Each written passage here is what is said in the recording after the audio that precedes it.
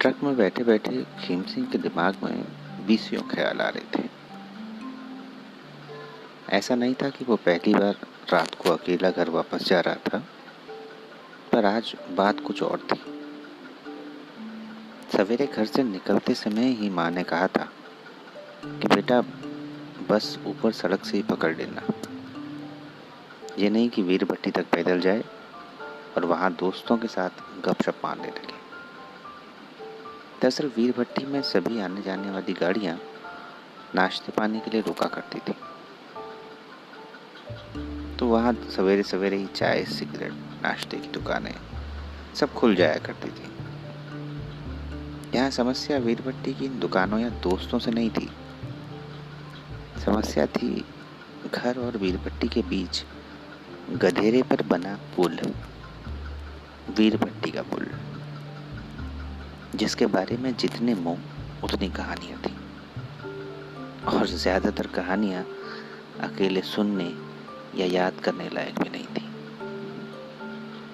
और यहाँ तो ट्रक ड्राइवर ने ट्रक में बिठाने से पहले ही बता दिया था कि भाई वो वीर भट्टी तक ही जा रहा है, वहाँ से आगे जाना है तो दूसरी गाड़ी का इंतज़ार कर ले, वरना फिर वीर भट्टी तक वो ले जा सकता है। परंतु रात ज़्यादा गहरा चुकी थी, कम से कम ये वीर भट्टी तक तो छोड़ रहा है, ये सोचकर खीम सिंह गाड़ी में बैठ गया था।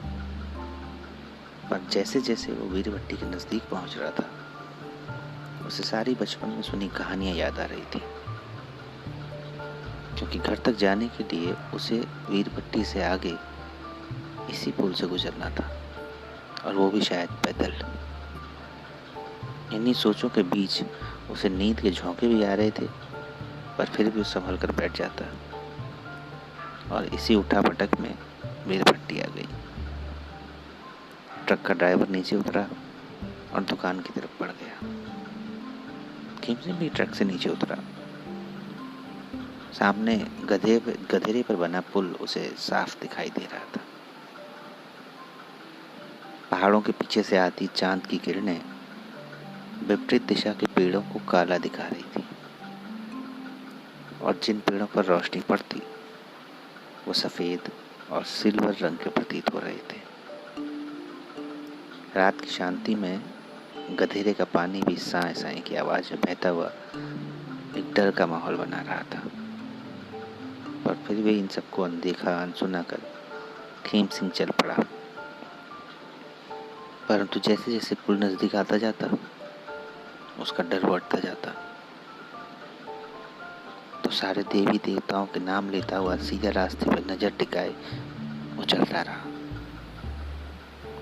गांव में लोगों में ये भी कहावत बहुत प्रचलित थी कि रात को कोई पीछे से आवाज दे तो पलट कर नहीं देखना चाहिए।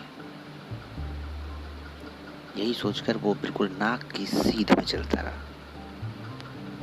सामने पुल के किनारे पर पंचक्की थी, जिसके बारे में कहा जाता है कि इसके पीछे बहुत सुंदर फूल लगा करते थे। अप्रैल के समय में तो यहाँ घाटी लिली के फूलों से जैसे भर जाती थी। यहाँ अंग्रेजी शासन के समय एक मैम फूल तोड़ने आया करती थी, और लोगों को उसका भूत भी फूल की टोकरी लिए यहाँ चलता दिखाई देता है। यह याद करके अचानक खीम सिंह का शरीर सिहर उठा और वो तेज तेज चलने लगा। अचानक उसे भान हुआ वो पुल के बिल्कुल बीचों बीच आ चुका है। गधेरे के पानी की आवाज और तेज सुनाई देने लगी। उसे अपने पैर ऐसे प्रतीत हो रहे थे जैसे किसी ने 50-50 किलो के वजन उसके दोनों पांव में बांध दिए हो। अपने हिसाब से वो बहुत तेज चल रहा था, पर पुल था कि खत्म होने का नाम ही नहीं ले रहा था। सर्द हवा भी उसके माथे से बहते पसीने को रोकने में असमर्थ थी कि अचानक उसे लगा कि जैसे उसके सामने एक पत्थर आकर गिरा। खीम सिंह वहीं जड़ होकर रह गया। वो उसने सामने आजू बाजू देखा पर कोई नहीं था। यहाँ तक कि सामने पत्थर भी नहीं। मगर वो आवाज़, इससे पहले वो कुछ सोचता, एक के बाद एक धड़ाम धड़ाम धड़ाम पत्थरों के गिरने की आवाज़ें बेतहाशा आने लगी और उसने अपने आप को संभाल के रखा था और अब उसकी हिम्मत टूट गई थी। वो चिल्लाकर भागने लगा। उसे ऐसा लग रहा था कि पत्थर उसके बगल से निकल रहे हैं, कोई पत्थर उसे लगे और वो वहीं गिर जाए। लेकिन वो भागता रहा। भागते भागते वो पंचक्की के पास पहुंच गया। पलट कर देखा तो पत्थरों की आवाज़ें कम हो गई थी। डर के मारे उसका गला सूख गया था। तभी उसे किसी साई को आते अपनी तरफ देखा। खीम सिंह हनुमान चालीसा पढ़ने लगा। तभी वो साया पास आके खीम सिंह से बोला, क्या हुआ दाजू, रास्ता भूल गए क्या?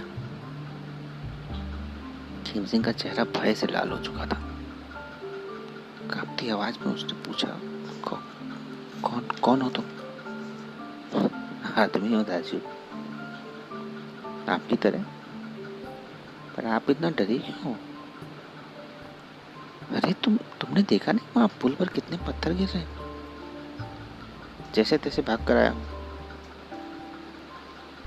वरना सिर फूटता आज मेरा। पर तुम इतनी रात को यहाँ क्या कर रहे हो? अरे दाजू, ये पंचक्की में काम करता हूँ ना, हमारे लिए तो रोज का ही है ये। और ये सब वहम ठहरा। पुल पुराना हो गया, इसके नट बोल्ट ढीले हैं, जरा कुछ होता है तो हिलता है बस। पर मैंने तो इसकी बड़ी कहानी सुनी है, खीम सिंह बोला। सुनी तो मैंने भी है, तुमने क्या सुनी है? अरे घर नहीं जाना आपको दाजू, कहानी सुनने में रहोगे तो सुबह हो जाएगी। सही कह रहे हो भाई। वैसे नाम क्या हुआ तुम्हारा? बहादुर नाम है सर, सब बहादुर कहते हैं। अब तो अपना असली नाम भी भूल गया ठहरा मैं। बहादुर यार, तुम सच में बहादुर हो। तुम मुझे पुल के उस पार तक छोड़ दोगे क्या? ना दाजू, मेरा भी हाल तुम्हारे जैसा है। मैं भी उस तरफ नहीं जाता, एक बार गया था, बड़ी गलती हो गई थी। तुमको जाना है तो अकेले जाना होगा, नहीं तो रुक जाओ, 3 बज रहे हैं, यहीं बैठ जाओ। 2-3 घंटे में उजाला हो जाएगा, गाड़ियाँ भी चलनी शुरू हो जाएंगी।